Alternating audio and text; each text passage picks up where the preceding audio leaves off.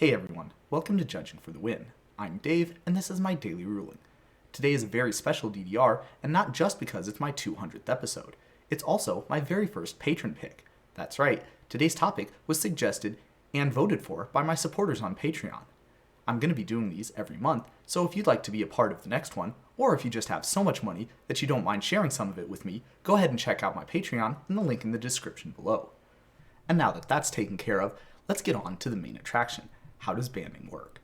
And so the first thing that I say when someone asks me this question is, well, one of the main things that banding does is it lets you attack in bands. And what is a band? Well, basically it's a way for creatures to attack together.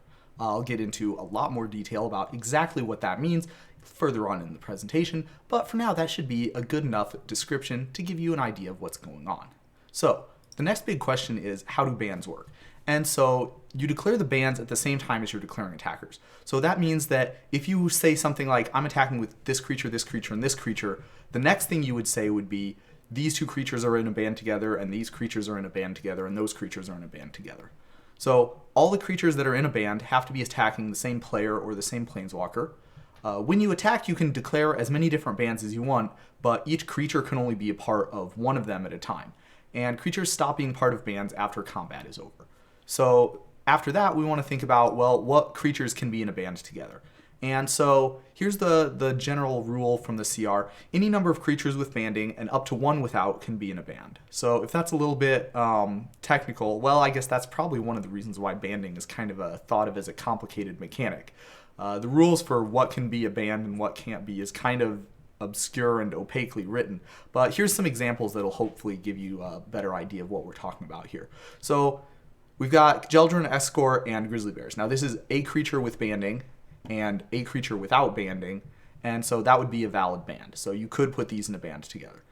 Then you've got two Geldron Escorts and a Grizzly Bears, and this is the same sort of thing as before. So now we have two creatures with banding and one without. So that still fits in with the rule that we talked about earlier. What you could not do is two Grizzly Bears and one Geldron Escort, because that's two creatures without banding. So that's not any number of creatures with banding and up to one without. You've actually got two creatures without banding here.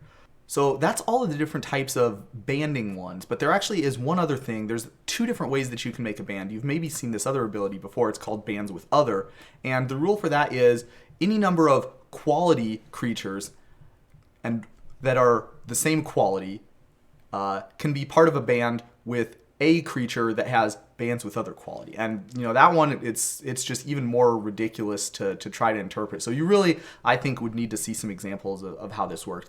Now, quality generally means legendary. There's one card, Master of the Hunt, where you can have bands with other things with a certain name, but in every other case with cards that are printed so far, the quality is going to be legendary. I guess you have Old Fogey that has bands with other dinosaurs, but that's silver bordered, so I wasn't really thinking about that. So here's some examples of how this bands with other would work. So we've got Cathedral of Sarah. In case you were wondering, every land, every color has one of these lands that gives all your legends of that color bands with other legends. So we have that, and we have Isamaru, Hound of Kanda, and then we have Kesa. So these two creatures could be in a band together. Because we have one thing that has bands with other legends and any number of other legendary creatures. So that would work. This one would also work. So you notice that we only have one creature here that has bands with other legendary creatures, but we have two legendary creatures here, and this would work. So this is in contrast to before, where one banding creature with two things that did not have banding could not be in a band together. If you have bands with other, it works slightly differently. So this would be a valid band because all of these are legendary. So you only need one creature with bands with other legendary creatures to be able to attack in a band like that. So this one would work, but for a different reason. This is one creature that has banding and one without.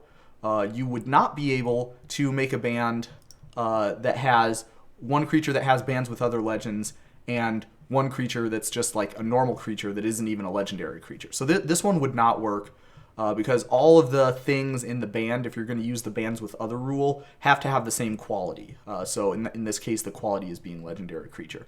So This would be a legendary creature with bands with other legendary creatures, but this one is not legendary, so that one would not work.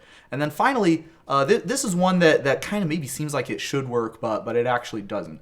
So you can see that it doesn't fit either of our two banding rules here. We have one creature with banding and two creatures that don't have banding, so we don't fit under the first banding rule.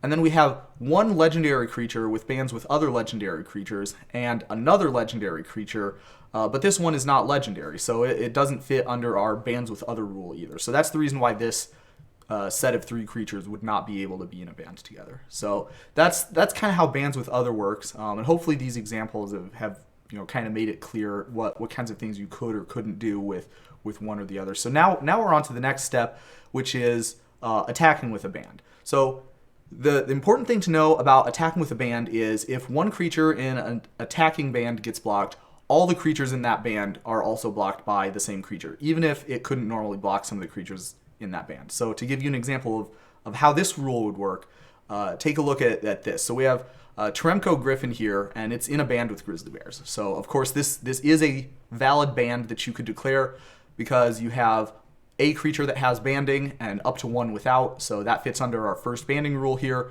and we're going to attack, and the opponent is going to block with Rumbling Baloth. So of course Rumbling Baloth can block grizzly bears. It's been doing that since whatever set they were both printed in first. No problem with blocking a 2/2 with no abilities, with a 4/4 with no abilities. But when you do that, because of that rule that we just talked about on the previous slide, what that means is that the Rumbling Baloth is also going to be blocking the Trample Griffin as well, even though Trample Griffin has flying, and it wouldn't normally be possible for Rumbling Baloth to block a creature with flying. Because we're in a band together with the grizzly bears, and we block the grizzly bears, that means that we're also blocking the Trample Griffin. So block one, block all is basically how that works. So that makes banding seem kind of like a little bit worse. Like maybe what's the point of having banding if you're going to be giving up on that sort of stuff. So this is the real purpose of banding. If a creature is blocking either of a creature with banding or a quality creature with bands with other quality and any other quality creature, then the attacking player chooses how the blocking creature's combat damage gets assigned, not the defending player. And so this is where you get like the value out of banding.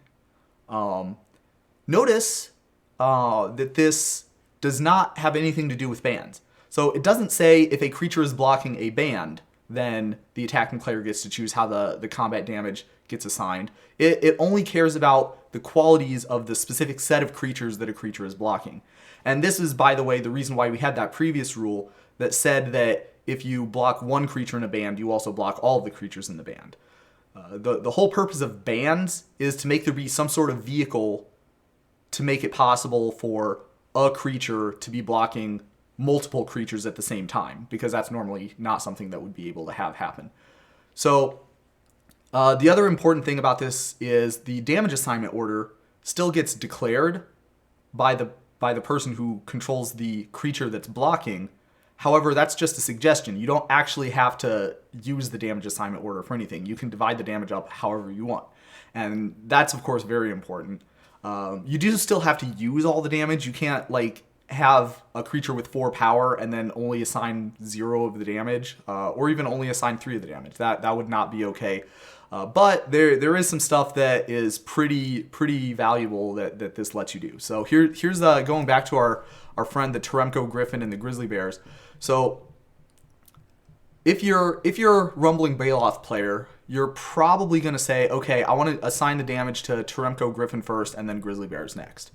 That would probably make the most sense. However, maybe if you're the attacking player, you might think, well, wait a minute, wouldn't it be cool if we had the Rumbling Baloth assign all 4 damage to the Grizzly Bears and then 0 damage to Trample Griffin?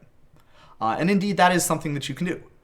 And so I want to draw attention to this because this is like the big important part about how banding works here. Ordinarily, you wouldn't even be able to assign any damage at all to the Grizzly Bears until after you did lethal damage to the Trample Griffin. But because of how banding works, because of what we were talking about in the previous slide, you actually can say, okay, we're gonna have Rumbling Bailoff do all 4 damage to the grizzly bears. And so this is one of the like classic banding patterns. Is you have your creatures in a band together, and if one of them is gonna die, only one of them is gonna die. Because the smart play would be if we know that at least one of these creatures is gonna die, we're gonna put all of the combat damage from the blockers onto that one creature, and he's gonna take the hit for the entire band. So that's one of the important things to think about in how banding attacking with a band works. The other kind of outcome that you can see is something like this, where we have a band with the Kjeldren Escort banded with a second Kjeldren Escort, and of course that works because you have 2 creatures with banding. You even could maybe put any third creature that you wanted in here, and that would still be a valid band. But for now, we're just going to have these 2, and we're attacking with these 2 creatures in a band, and then our old friend Rumbling Bailoff is going to block. So obviously, normally what would happen is if you have a 4/4 that's blocking 2 3s somehow, what we would expect is that one of the 2 3s would be taking lethal damage. It would be taking the 3, and then maybe the 4th damage would go somewhere else. But in banding, because the Kjeldren Escort player is going to get to assign the combat damage, then we're probably going to see something a little bit more like 2 damage to this Kjeldren Escort and 2 damage to this Kjeldren Escort, and neither one of them is going to die. But the Bailoff will obviously be taken 4. So that is the other possible outcome that can happen. If you attack with a band and the blockers do not have enough power to force you to lose one of your creatures, then you would just lose 0. If you have sufficient toughness in your band that you can assign all of the damage from the creatures that are blocking among those creatures that you're banded together with, then you don't actually have to lose any of them. And that's the other thing that makes banding such a important combat related ability. So that's how that works. And so maybe now we can talk about blocking with a band. So there's no bands declared when you block. Remember, we said before, the only reason that bands exist is to give a vehicle to be able to block more than one creature, so that the attacker can divide the combat damage among more than one creature. With blocking, obviously, you can just block with more than one creature anyway, so it doesn't really make sense to have bands in there. The conditions are exactly the same. So any creature with banding, or any quality creature with bands with other quality, and any other quality creature. So these are the conditions that we look for. And again, we're going to talk a little bit more in the future about the significance of that being what the condition is, rather than having bands be what the condition is, because this is kind of very close to what it would look like if you had bands and you declared bands as blockers, but it's not exactly the same. And we'll talk a little bit more about that in the future. Again, the damage assignment order is only a suggestion, so the blocking player can do whatever they want with assigning the damage within reason. You still have to assign all the damage, of course. So how would that look? So here's an example. We've got our Rumbling Bailoff that's attacking, and we've got Isamaru, and if you can't see this one, this is Azusa, Lost But Seeking, which is a 1/2 legendary creature with some extra abilities that don't do anything right now. There actually is not any other vanilla legendary creatures that I know of other than Isamaru, so we tried to just pick some with non-relevant abilities. And then you got Grizzly Bears. So first thing that I want to point out is that this would not even be a legal band. This kind of, remember we talked about this one before. We have 2 legendary creatures, but this one isn't legendary, so this one would not be able to be part of a band using the bands with other rule. However, that's not a problem, because if we go back to the conditions that we look for, all we're looking for is any legendary creature with bands with other legends and any other legendary creature. So indeed, the Rumbling Bailoff is blocked by a legendary creature with bands with other legends and any other legendary creature. Just so happens that there is an extra Grizzly Bears tagging along here, but that's no problem. So because we meet that requirement, then that means Rumbling Bailoff's combat damage is going to be assigned by the blocking player and not by Rumbling Bailoff's player. So of course, what that means is it's not possible to put 4 damage among all 3 of these creatures in such a way that none of them die. You would only be able to assign 3 damage that way before you have to put the 4th one somewhere. So whichever one of these 2, the Grizzly Bear or the Azusa, whichever one of those two the blocking player deems to be the lowest value, is probably going to be taking all 4 of Rumbling Baloth's damage. And of course, the 2+1+2 more damage from this band of blockers is going to be enough to kill the Rumbling Baloth. So that would be how this particular combat would work out. This one here is the other kind of really interesting one with how banding works. So if you take a look, our friend Blightsteel Colossus has trample, right? So if we block the Blightsteel Colossus with a Benelish hero, then that means we are blocking the Blightsteel Colossus with a creature with banding. And again, this is not a legal band. It's only one creature. It's not even a band of anything. But because of the conditions that we saw in the previous slide there where we talked about, if you're blocked by a creature with banding, and that's it. It doesn't have to be anything else. It just needs to be blocked by a creature with banding. Then what that means is that the blocking player gets to assign the combat damage for the Darksteel Colossus. And that's pretty interesting because the way trample works is you get an extra possible thing that you can do, right? You have an extra possibility when it comes to assigning the combat damage. Usually, when you have excess combat damage, you still have to assign it to the blocking creatures. But trample gives you this extra bonus possibility. And that means that if you have excess damage, you can assign the excess damage to the defending player. But hey, you know what? That's optional. And because it's optional, that means that if you wanted to, you could assign the combat damage all to the blocking creature again, and none of it to the defending player. Now, if you're Blightsteel Colossus's controller, that probably wouldn't make a lot of sense to do. But if you're Benelish Hero's controller, well, now you can start to see a little bit more merit in the idea because, we could assign it so that maybe I take 10 infect damage and my Benelish Hero takes 1 damage, or we could assign it so that my Benelish Hero is a real hero and takes all 11 trample infect damage. So that is in fact how that one would work out. So that's kind of like the same, blocking with bans works pretty much the same way as attacking with bans in that there's basically 2 different possibilities.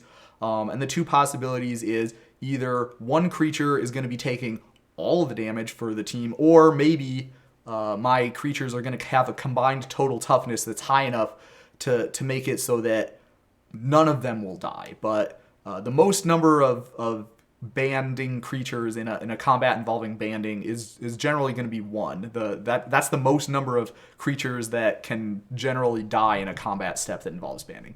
So that would be how that particular example works. And this is another example. This doesn't really have a lot to do with banding, but I threw this in there because I knew people would ask about it.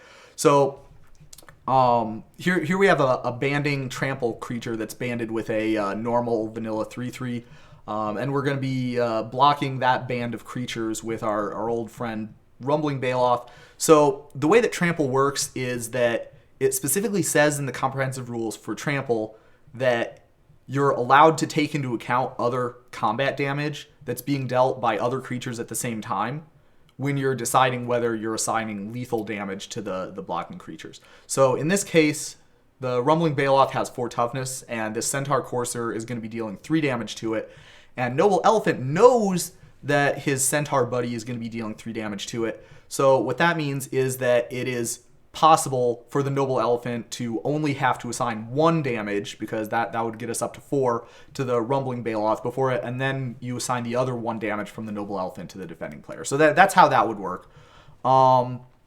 So for other keyword abilities, we already kind of talked about this one before with the Tremco Griffin, but when you have a creature with protection, it works the same way. It works the same way with Landwalk or any other replacement or any other evasion ability. It works the same way, which is that if you can block 1 creature in the band, then all the creatures in the band is getting blocked by that same creature. So even though Gigantosaurus is not typically able to block Vidalian Zombie, it is able to block Geldrin Escort, which means that it is also going to be blocking Vidalian Zombie. And so in this case, with protection, it doesn't really, that might not be a great idea, because the attacking player is almost certainly going to be like, so we're going to go ahead and put all 10 of this damage from Gigantosaurus onto Vidalian Zombie, and because it has protection, then all of that damage is going to get prevented. So generally speaking, that's not going to be like super great, but what it does do is it lets you block creatures that you normally would not be able to block. So again, this is how banding works with pretty much any evasion ability, which is not great because the evasion ability basically is treated as though it doesn't exist if you can block one creature in the band. So if you do happen to have all flying creatures in a band together, then you still have to be able to block one of them to be able to block all of them. So that is something that you can take into account. But yeah, the general bottom line is that evasion abilities don't work super great with banding because if you can block one, you block all. Other keyword abilities, banding does not cause creatures to share abilities. That means stuff like First Strike, Death Touch, Lifelink. They're only going to work for the creature that actually has them. So it might make sense that if I have a lifelink creature and a band with some other creatures that don't have lifelink, that I would gain life from all of the band's ability, all the band's damage, but that's not true. It's the creatures are all still assigning and dealing the damage separately. So that means the one creature that has lifelink is going to cause you to gain life, but the other ones will not. Death Touch kind of works. Death Touch works exactly the same way. Only the damage being assigned and dealt by the Death Touch creature is going to count as lethal damage. But that does have some other consequences in terms of like what other types of damage arrangements it's possible to put together. And then First Strike, it works the exact same way. So only one creature in the band would have First Strike. So if that's the case, then the other creatures are going to deal their damage in the normal strike combat damage step, whereas the First Strike creatures are going to deal their damage in the First Strike combat damage step. Now that could cause the band to lose some creatures, and that actually is an important point. But we'll talk about that a little bit more in this future one. Finally, I did want to talk about how banding works specifically with Exalted. I specifically had at least 2 people ask me how this one would work. Unfortunately, going through the presentation, maybe you can already guess the answer, which is that it doesn't work super well. So if you look at what Exalted says, it says whenever a creature you control attacks alone. Now, attacks alone means you only have one creature that's attacking. And the game knows the difference between a band and a creature. So that means if you have a band attacking, it kind of implies that you don't have just one creature attacking. So ordinarily, it's not going to be a good combo, the Exalted plus banding, because if you are attacking with more than one creature in a band together, that still is considered by the game to be attacking with more than one creature, so you would not get Exalted out of that situation. So finally, some other considerations with how banding works. And so specifically, I wanted to talk about triggered abilities, and there's 2 types of triggered abilities in combat that can get confused relatively easily, and banding gives you like some extra avenues for these to be confused. So if you have a triggered ability that says whenever this creature blocks, that means it happens once per combat. If it says whenever this creature blocks a creature, that would be something that triggers once for each creature. So the same thing is true with abilities that reference becoming blocked. So the difference between becoming blocked and becoming blocked by a creature could be very important. Ordinarily, of course, you typically would have only one instance. A lot of the time those work the same way. But with banding, it can work in a different way than it normally does because you have creatures that are blocking multiple creatures in the same combat. So to give you a concrete example of how this would work, let's take a look at our friend Wall of Frost. Now this says whenever Wall of Frost blocks a creature. So that means that if Wall of Frost blocks a band of multiple creatures, then all of the creatures in that band are going to not untap during their controller's next untap step.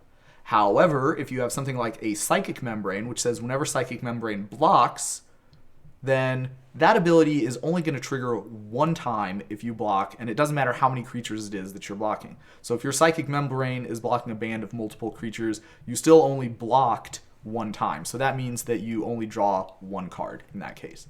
And then finally, we've got this other rule.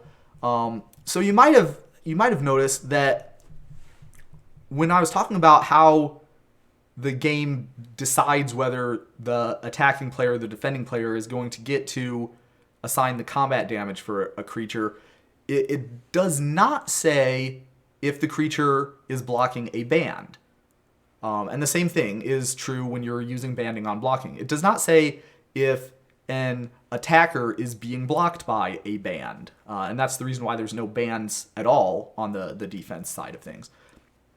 What it actually says, and what the comprehensive rules actually look for, is if you are blocking or being blocked by a creature with banding, or this type of object that references the bands with other ability.